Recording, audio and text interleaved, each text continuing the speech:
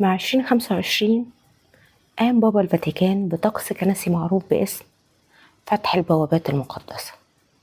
المشكلة مش هنا، المشكلة في اللي حصل بعدها. العالم دخل في أزمات ملهاش أول من آخر، إشي سياسية وإشي اقتصادية وإشي حروب، والدنيا ولعت، وبقينا كل يوم نسمع هي القيامة هتقوم. وساعتها الناس سألت هو إيه اللي حرره بابا الفاتيكان؟ وإيه اللي كان ورا البوابة اللي فتحها بابا الفاتيكان؟ لو هو طقس ديني زي ما هما بيقولوا، ليه بقى دلوقتي بيثير الشكوك؟ إيه حكاية بوابات الفاتيكان وإيه اللي وراها فعلا؟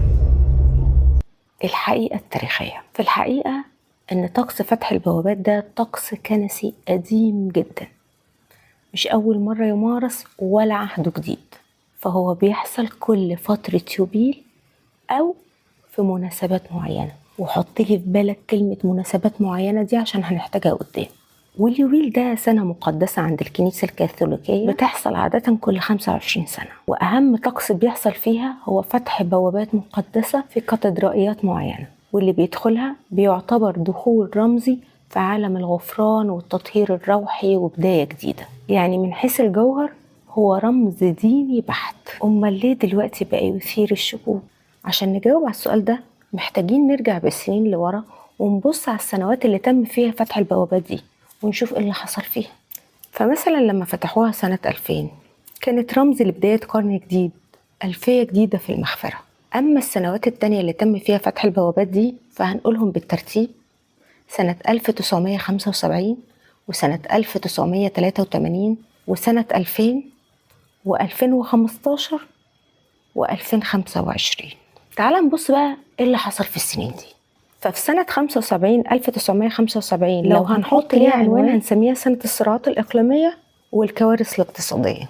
أما بقى في سنة 83 فحدث ولا حرج، كانت سنة حرجة دوليا، كانت من أخطر السنين في الحروب الباردة وأقرب ما يكون للحروب النووية. لما قامت مناورات عسكرية كبيرة من حلف الناتو، ساعتها فسرها الاتحاد السوفيتي بأنه هجوم نووي حقيقي.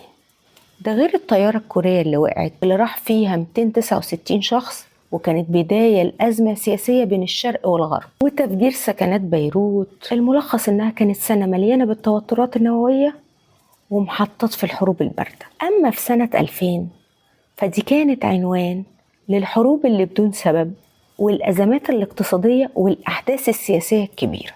نيجي بقى عند 2015، السنة اللي كانت مليانة تحولات عالمية سواء سياسية أو أمنيا أو حتى اجتماعيا. استمرار الحرب في سوريا ووجود داعش، الاعتداءات الإرهابية في أكتر من دولة، والحادث الأشهر والأكثر إيلاما حادث تدافع الحجاج في منى واللي اتصنفت أكبر كارثة بشرية في موسم الحج. ومش هنتكلم عن 2025 عشان انتوا شهود عليها. فهل بعد كل اللي قلناه ده الربط منطقي ولا عبثي؟ الحقيقة ان الربط منطقي، بس مش معناه ان السبب فتح بوابات الفاتيكان.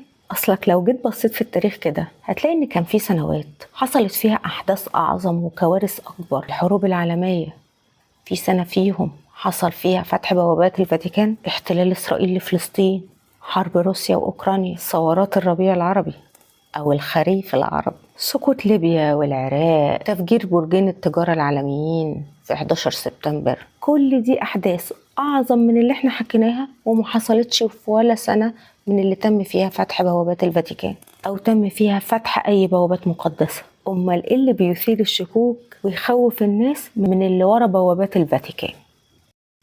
ما انت ما خدتليش بالك من حاجة. مش احنا قلنا ان البوابات دي بتتفتح كل يوبيل، واليوبيل ده عادة بيكون كل 25 سنة. وانا في السنين اللي قلتلك فيها تم فتح بوابات مقدسة قلت سنة 2000 و2015 و2025. ما خدتليش بالك انت؟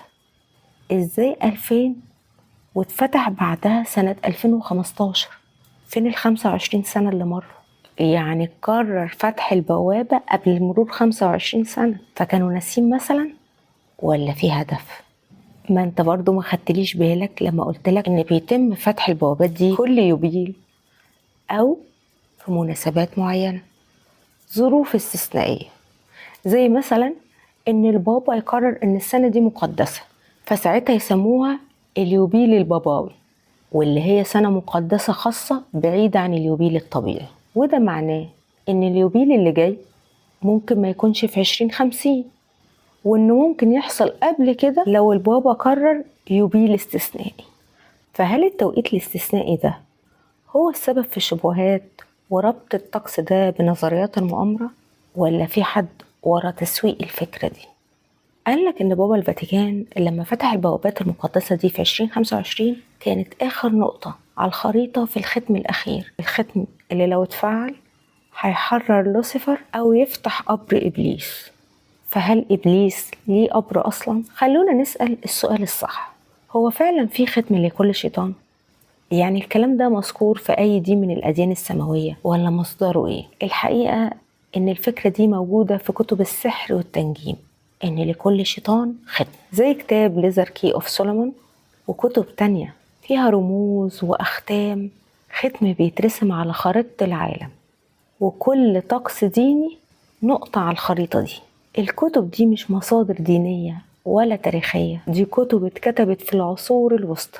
وليك انك تتخيل كلمة العصور الوسطى، العصور اللي معروفة انها بعصور الظلام والجهل في اوروبا. الكلام ده مبني على خليط كده ما بين عقيدة الكبالة والسحر الشعبي، ودخل على التركيبة دي في العصر الحديث نظريات اليوتيوب، فبقى لكل شيطان ختم، تركيبة معاصرة مش سر قديم.